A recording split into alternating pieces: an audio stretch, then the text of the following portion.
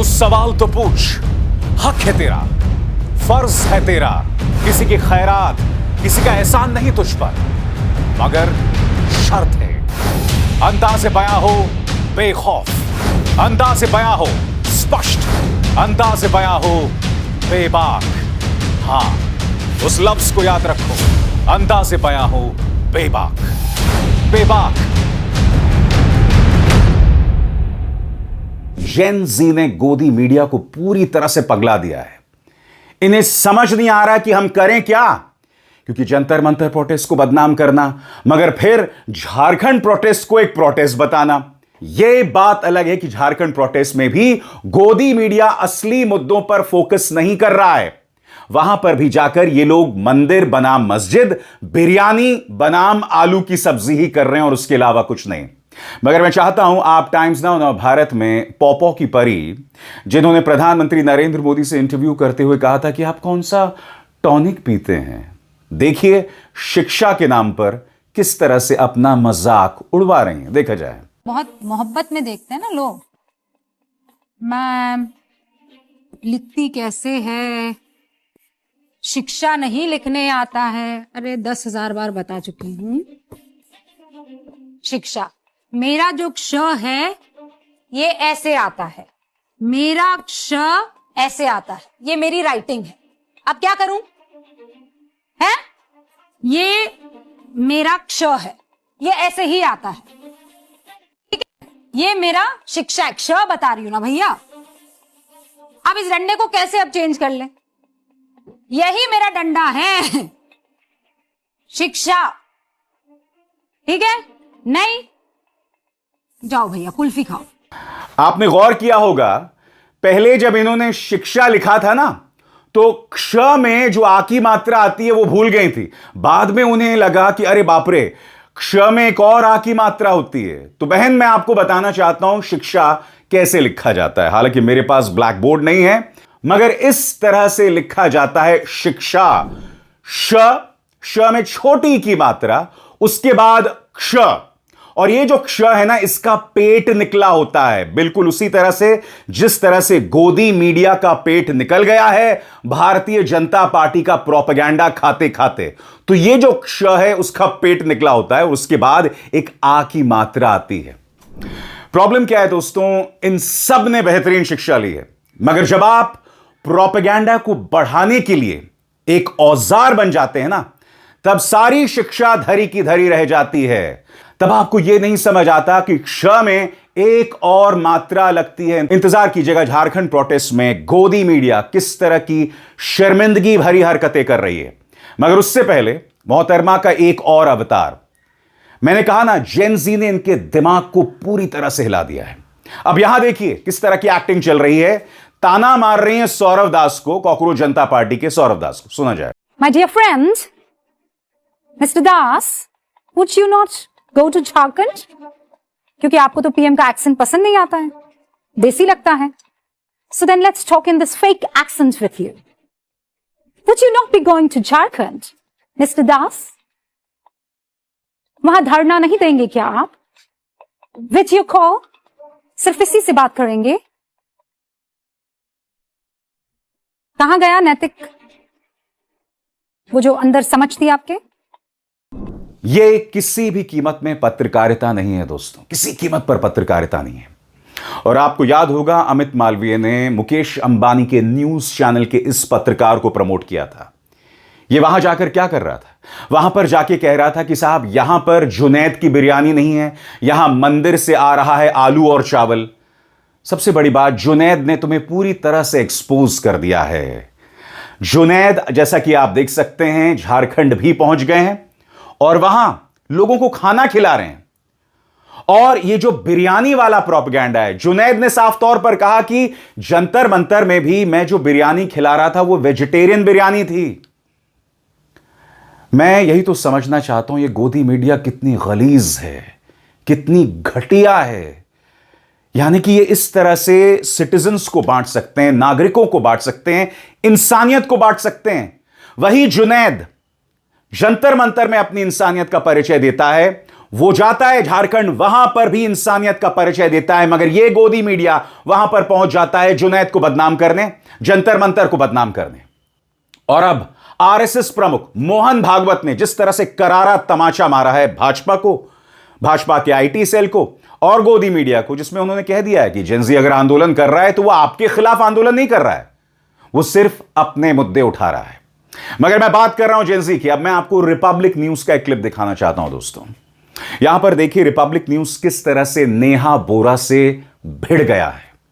इनकी भाषा में और भारतीय जनता पार्टी के आईटी सेल के जो दो रुपल्ली नफरती ट्रोल्स हैं ना, उसमें कोई फर्क नहीं है। देखिए पत्रकारिता को किस तरह से बदनाम कर रहे हैं। यह पत्रकार नहीं है, यह पत्रकारिता या पत्रकार के भेष में भाजपा के भेजे गए आईटी सेल के गुलाम हैं। देखिए क्या हो रहा है। 14 दिन किसी भी 14 दिन बात करना चाहती हूँ। आप यहाँ सियासी रोटी माइक दीजिए, मैं आपसे बात करूँगी, माइक दीजिए। आप इतने बदतमीज हैं। भूख हड़ताल के साथ भूख हड़ताल पे 14 दिन लग गया। माइक दीजिए ना। माइक का बदतमीजी आप लोग और आपकी टीम कर रही है। माइक दीजिए, माइक दीजिए। जितने चिल्लाएंगे आपके समर्थक है, बताइए। माइक दीजिए। आप इतने बेशर्म है रिपब्लिक के रिपोर्टर। आप भी, आपकी टीम भी बेशर्म है। 14 दिन बाद क्यों आई? आप भी यहाँ बेशर्मी कर रही है। बेशर्मी आप भी की 14 दिन बाद क्यों आई? नहीं, माइक दीजिए, जवाब। मौत हो रही है, छात्रों की मौत हो रही है। कौन? छात्रों की यहाँ तबीयत खराब। अरे जवाब तो नहीं है ना। सियासी रोटियां से जेनजी ने दोस्तों धराशायी कर दिया इस गोदी मीडिया को। मैं तुम्हें बताना चाहता हूं, इन्होंने झारखंड में जाके भाजपा के प्रोपेगेंडा को बढ़ाने की कोशिश की, मगर फर्क साफ है। वहां की सरकार ने आंदोलनकारी छात्रों पर लाठियां नहीं चलाई। वहां की सरकार ने आसपास जो खाने के ठेले थे उन्हें बंद नहीं किया, और यह सब जंतर मंतर में किया जा रहा था। वहां की सरकार ने वहां के छात्रों को एंटी नेशनल नहीं बताया, और कल ही रात पूरी इज्जत के साथ देखिए बुलाकर बातचीत की। पूरी तरह से आप देखिए एक राउंड टेबल पर बातचीत हो रही है। और आपको याद होगा जब सौरव दास और आशुतोष रंका को बुलाया गया था, सामने बैठे हुए थे जितेंद्र सिंह और जेपी नड्डा। वो तो सोफे पर बैठे हुए थे और आशुतोष रंका और सौरव दास को चेयर पर बिठाया गया था। पहली बार जब ये दोनों गए थे तो जेपी नड्डा ने इन्हें 4 घंटे तक बिठाकर रखा। इस कदर अहंकार सिर चढ़कर बोल रहा था भाजपा का। पुलिस ने बर्बरता की। सवाल यह कि क्या झारखंड में पुलिस ने बर्बरता की? आइए सुनते हैं बातचीत के बाद कल जो बातचीत हुई है, छात्रों ने क्या कहा। ये अनिश्चितकालीन आंदोलन के क्रम में पहली दफा सरकार के साथ, माननीय मंत्रियों के साथ छात्रों का एक आज वार्ता हुई है। वार्ता बहुत सकारात्मक हुई है सर। छात्रों की तरफ से जितने भी मांगे रखी गई थी, सभी मांगों को हम लोग एक एक करके माननीय मंत्रियों के सामने उसका विस्तार पूर्वक आधार बताते हुए हम लोगों ने रखा। माननीय मंत्रियों ने हमारी मांगों को सुनने के पश्चात उन्होंने कहा कि हमारी मांगे जो है बहुत ही जायज है, उचित मांगे हैं, ये उन्होंने स्वीकार किया। और उन्होंने कहा कि माननीय मुख्यमंत्री के समक्ष हमारी सारी मांगे रखी जाएगी और मांगों को पूरा करने के लिए जल्द ही बहुत व्यापक रूप से कार्रवाई भी की जाएगी। और अब सुनते हैं बातचीत के तुरंत बाद सरकार के नुमाइंदों ने क्या कहा। छात्रों की मांग उन्होंने भी सार्वजनिक की है और वही बात, उन्हीं बातों को बहुत अच्छे तरीके से एक्सप्लेन करते हुए उन्होंने रखा है। कुछ बातें आई जिस पर हम लोगों ने उन लोगों से लिखित मांगा है, संभवतः कल तक आएगा। और हम लोगों ने उनकी बातों को सही तरीके से माननीय मुख्यमंत्री जी के भी सामने रखा। जल्द समाधान होगा, आप लोग परेशान हो। तो गोदी मीडिया और भाजपा को नसीहत, इस तरह से सरकार एंगेज करती है।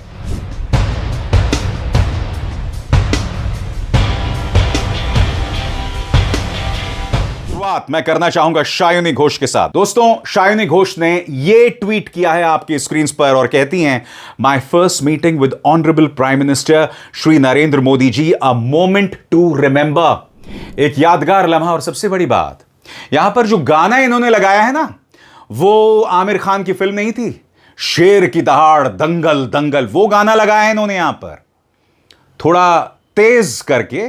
आइए उनका ये ट्वीट देखते हैं।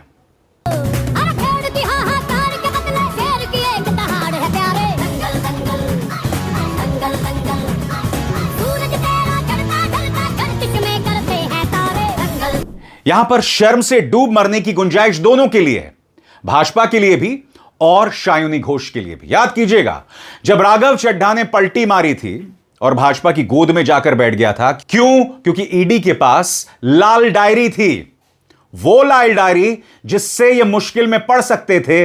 तब याद है शायूनी घोष ने न्यूज पिंच को दिए गए इस इंटरव्यू में क्या कहा था कि मैं कोई चड्डी नहीं हूं कि राघव चड्ढा की तरह भाजपा में शामिल हो जाऊं। पत्रकार की दूरदर्शिता और शायूनी घोष की बेशर्मी। सुनिए क्या कहा था उस वक्त शायूनी ने। राघव चड्ढा का आपने देखा अभी हाल में? शायूनी घोष है ना, वो चड्डा नहीं है, इसीलिए वो चड्डा चड्डी नहीं होगा कभी। और बात वहां नहीं रुकती। याद कीजिएगा, चुनावी सभा में इन्होंने काबा मदीना पर एक गाना गाया था। गौरव भाटिया से लेकर मुख्यमंत्री आदित्यनाथ ने इस पर प्रहार किया था, जबरदस्त प्रहार किया था। याद है? आप भूल गए? मगर आज वो गौरवान्वित महसूस कर रही हैं प्रधानमंत्री से मिलते हुए। शर्म नहीं आती बीजेपी? सुनिए किस तरह से गाना गाया था शायूनी घोष ने। पाल तूल दे माझी हला कृष्णा, पाल तूल दे माझी हला कृष्णा, ছেড়ে দে নৌকায় আমি যাব মদিনা, ছেড়ে দे নৌকায় আমি যাব মদিना। और अब शायूनी घोष की तस्वीर प्रधानमंत्री नरेंद्र मोदी के साथ। वाकई दोस्तों शर्मनाक मंजर है, वाकई शर्मनाक मंजर है। राजनीति का कोई चरित्र नहीं है, कोई चरित्र नहीं है। इन पर कतई विश्वास नहीं किया जा सकता। याद कीजिएगा, संसद में खड़े होकर प्रधानमंत्री नरेंद्र मोदी, भारतीय जनता पार्टी की बखिया उधेड़ दी थी शायूनी घोष ने। मगर जैसे ही भाजपा ने पश्चिम बंगाल में हार के बाद थोड़ा सा डर दिखाया, थोड़ा सा प्रेशर दबाया, कमजोर रग पर हाथ रखा, ये कुलबुला गए, ये हिल गए। याद कीजिएगा, शायूनी घोष का वह ऐतिहासिक भाषण भूल गए या सुना जाए? सर, इनके बुलडोजर के चलते मैडम भारत के लोग सवाल पूछना भूल गए, और भारत की जनता आजकल इतनी भूखी है कि खाने को धोखा भी खा लेती है। पहले आम आदमी पॉकेट में पैसा लेके बाजार जाता था और थैली भरकर सामान लाता था, लेकिन अमृतकाल में आदमी थैली भरकर पैसा लेके जाता है और पॉकेट में आलू टमाटर प्याज लेके घर वापस आता है। प्रदेश युवा अध्यक्ष होने के नाते मुझे हर दिन कई नौजवानों से बात करनी पड़ती है। वो मुझे ये पूछते हैं कि मोदी जी ने हर साल 2 करोड़ नौकरी का वादा किया था, अर्थात 10 साल में 20 करोड़ नौकरी। उन नौकरियों का क्या हुआ, उन वादे का क्या हुआ? मैं बस उन्हें यही कह पाती हूँ कि पत्ते तो झड़ते हैं, उठाता है कोई कोई। मोदी जी कहते हैं कि वो सबके साथ है, मगर ये आंकड़े बोलते हैं जो सबका होता है वो किसी का नहीं होता। और बंगाल के साथ तो कुछ अलग ही रिश्ता है इनका। The relationship is that of quid pro को, ठुकरा के मेरा प्यार मेरा इंतकाम देखेगी। मतलब वोट है तो नोट है, और वोट नहीं तो नोट नहीं। और आज गौरवान्वित महसूस कर रही हैं, दंगल दंगल कर रही हैं। किस बात का दंगल भाई, किस बात का दंगल? सबसे शर्मनाक बात, शायूनी घोष ने जो ट्वीट किया है ना, कमेंट सेक्शन उन्होंने ऑफ कर दिया है, क्योंकि वो जानती हैं क्या हो रहा है। वो शर्मिंदा हैं। जाहिर सी बात है, कुछ राज हैं जो छुपाने हैं, जिसके चलते वो भाजपा में शामिल हो गई हैं। मैंने इसी मंच पर आपको बताया था कि शायूनी घोष और उनके एक करीबी एक मामले से जुड़े हुए थे, और उस मामले को लेकर, और वो भ्रष्टाचार से जुड़ा हुआ था, भारतीय जनता पार्टी ने दबाव बनाया। नतीजा आपके सामने है। और मुद्दा सिर्फ शायूनी घोष का नहीं है, यूसुफ पठान, इरफान पठान के भाई, वो भी इस बात को लेकर गौरवान्वित महसूस कर रहे हैं कि प्रधानमंत्री से उनकी मुलाकात की। यूसुफ पठान, आपको शर्म आती है? भारतीय जनता पार्टी ने पूरे पश्चिम बंगाल चुनावों में जो राजनीतिक प्रोपेगेंडा चलाया था, उसका एक अभिन्न अंग मुस्लिम विरोध था। मुसलमानों को टारगेट करना, उन्हें घुसपैठिया बताकर, और आप बेशर्मी से भाजपा की गोद में जाकर बैठ गए। गजब बेशर्मी है दोस्तों, और इनकी बेशर्मी की कोई हद नहीं है। और भूल जाइए इनको, राघव चड्ढा साहब, ये देखिए, राघव चड्ढा यहां लिख रहे हैं, a morning I will cherish, had the privilege of meeting Honorable Prime Minister Shri Narendra Modi ji, a detailed and enriching interaction. Deeply grateful for his generous time and for the opportunity to benefit from his insights and guidance. मैं समझना चाहता हूं, ये शख्स जिसने कहा था कि किसी भी कीमत पे मैं भाजपा में शामिल नहीं होने वाला हूं, आज प्रधानमंत्री से मिलकर इसने क्या हासिल किया होगा? किस इनसाइट्स की बात यहां इंस्टाग्राम का स्वयंभू प्रधानमंत्री कर रहा है? सीधी सी बात है, यह सवाल किया जाना चाहिए कि इस मुलाकात में राघव चड्ढा को प्रधानमंत्री से क्या फायदा मिल रहा है? अरे भाई, तुम्हारे शब्द थे ना, तुम्हें भारतीय जनता पार्टी को गुंडों की पार्टी कही थी, अब बेशर्मी से उनकी गोद में जाकर बैठ गए। अगर आप भूल गए हो तो मैं आपको याद दिलाना चाहता हूं इस शख्स ने क्या कहा था, सुना जाए। और मेरा ये मानना है कि बीजेपी एक गुंडों की पार्टी है, अनपढ़ गुंडों की पार्टी है। वो सिर्फ गुंडागर्दी करते हैं और पेट्रनेज देते हैं गुंडों को। मगर जो बड़ी खबर आ रही है दोस्तों, वो अमेरिका से आ रही है और मैं चाहता हूं आप उस पर गौर करें। आपके स्क्रीन पर यह खबर गौर फरमाया जाए। अमेरिकी सेनेट ने 86 के मुकाबले 11 के बहुमत से भारत समेत 5 देशों पर 100% तक का टैरिफ लगाने वाला बिल पास कर दिया। बिल के मुताबिक भारत, चीन, स्लोवाकिया, हंगरी और अजरबैजान पर 100% टैरिफ लगाया जा सकता है। यह बिल रिपब्लिकन और डेमोक्रेट दोनों पार्टियों के समर्थन से लाया गया। इसका मकसद रूस की तेल से होने वाली कमाई को कम करना है ताकि उसकी युद्ध लड़ने की काबिलियत कमजोर हो सके। मैं फिर आपसे पूछना चाहता हूं, बड़े बड़े दावे किए गए थे कि साहब विश्व गुरु हैं, ट्रंप वही करते हैं जो प्रधानमंत्री कहते हैं। और याद है आपको, जब ट्रंप राष्ट्रपति बने थे तब गोदी मीडिया के ये गुल्लू कालू पोपो की परियां क्या कह रही थीं? जब प्रधानमंत्री और ट्रंप होते हैं तो बिजली कड़कती है। अरे मूर्खों, 100% टैरिफ लगा दिया है, फिर भी खामोशी पसरी हुई है। अगर आप भूल गए हो गोदी मीडिया ने क्या कहा था इस बिजली कड़कने के बारे में, सुना जाए। जबरदस्त केमिस्ट्री है दोनों की। बिजली कड़कती है, मतलब आप ये कह सकते हैं बिजली कड़कती है जब दोनों एक साथ मंच पर रहते हैं। जाहिर सी बात है कांग्रेस इस पर ताना मार रहा है। पवन खेरा कह रहे हैं कि भाई कहां है विश्व गुरु। सुनिए पवन खेरा ने क्या कहा। ऐसा कहीं से भी लगता है कि अब हिंदुस्तान आजाद है। कहीं से भी अगर आपको लगे, जो आता है ब्लैकमेल कर लेता है हिंदुस्तान, जो आता है वो शर्तें रखता है हिंदुस्तान के सामने कि आप तेल यहां से खरीद सकते हो, इतना खरीद सकते हो, इतना नहीं खरीद सकते। क्या हाल बना रखा है इस विश्व गुरु ने भारत का। ये जवाब अब आप इनसे मांगिए जो अपने आप को विश्व गुरु कहते हुए घूमते हैं पूरे देश में। संसद में आने की हिम्मत नहीं है, इसलिए हिम्मत नहीं कि ये सारी बातें उठेंगी, हर बात का जवाब मांगा जाएगा। और बात वहां नहीं रुकती। इस बड़ी खबर पर 100% टैरिफ पर अरविंद केजरीवाल भी हमलावर हैं। उनका बयान आपकी स्क्रीन पर। देश को अमेरिका के हाथों गिरवी रखने के बाद, ट्रंप की गुलामी करने के बाद और भारत का अपमान करवाने के बाद मोदी जी देश के लिए ये लाए हैं। आज देश के हर छोटे बड़े निर्णय में ट्रंप का दखल है। मोदी जी ट्रंप की हर बात मानते हैं, चाहे सही हो या गलत, और ट्रंप हर क्षेत्र में भारत के खिलाफ निर्णय लेता है। और बात तो सही है ना। याद कीजिएगा, ऑपरेशन सिंदूर 3 दिन में रोक दिया था। क्यों? क्योंकि ट्रंप ने कहा। याद कीजिएगा, ट्रंप ने भारत को हेल होल कहा था, पूरी तरह से खामोशी। याद कीजिएगा, ट्रंप ने 56 बार कहा था, 56 बार कहा था कि मेरे कहने पर भारत ने ऑपरेशन सिंदूर रोक दिया था, जब मैंने उन्हें ब्लैकमेल किया था कि अगर युद्ध नहीं रोका तो व्यापार रोक दूंगा। यानी कि व्यापार का झुनझुना दिखाया और भारत ने ऑपरेशन सिंदूर रोक दिया। हाथ कंगन को आरसी, क्या आपके सामने हकीकत है? तो क्या आप इसे टाल सकते हैं?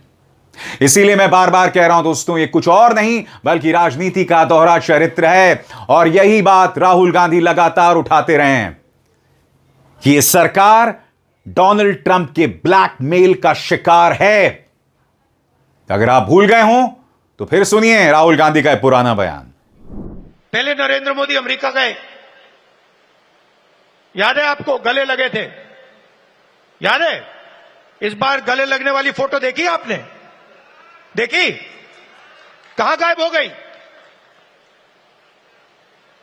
राष्ट्रपति ट्रंप ने ऑर्डर दिया,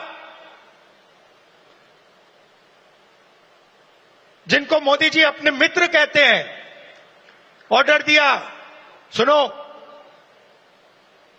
इस बार गले नहीं लगेंगे, इस बार नए टैरिफ लगाएंगे। चूं तक नहीं निकली, आज तक गायब है।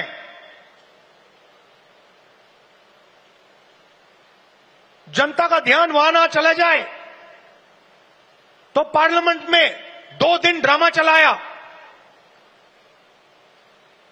मगर सच्चाई है कि आर्थिक तूफान आने वाला है। कोविड आया था, नरेंद्र मोदी जी ने थाली बजवाई, मोबाइल फोन की लाइट दिखवाई। अब आर्थिक तूफान आ रहा है, सामने है, करोड़ों लोगों को नुकसान होगा। 50 साल से सबसे ज्यादा बेरोजगारी आज है। मगर जाहिर सी बात है दोस्तों, इस सरकार की कान में जूं नहीं रेंगने वाली है। क्यों? क्योंकि मीडिया का दबाव नहीं है, क्योंकि इन्हें लगता है ये जवाबदेह नहीं है। और वही जवाबदेही की कमी हमें जंतर मंतर प्रोटेस्ट में भी दिखाई दी थी। आज अगर ये मुद्दे भी उठाते हैं तो हिंदू मुस्लिम ही करते हैं। जवाबदेही शून्य, एक बहुत बड़ा जीरो। मगर इस मंच पर हम जवाबदेही की तर्ज पर काम करते हैं। जो ताकतवर है उसे जवाबदेह बनाते हैं, जो सवालों से भागता है उससे डंके की चोट पर सवाल करते हैं। हम डरते नहीं हैं, शानदार सवाल करते हैं। अभिसार शर्मा को दीजिए इजाजत। नमस्कार।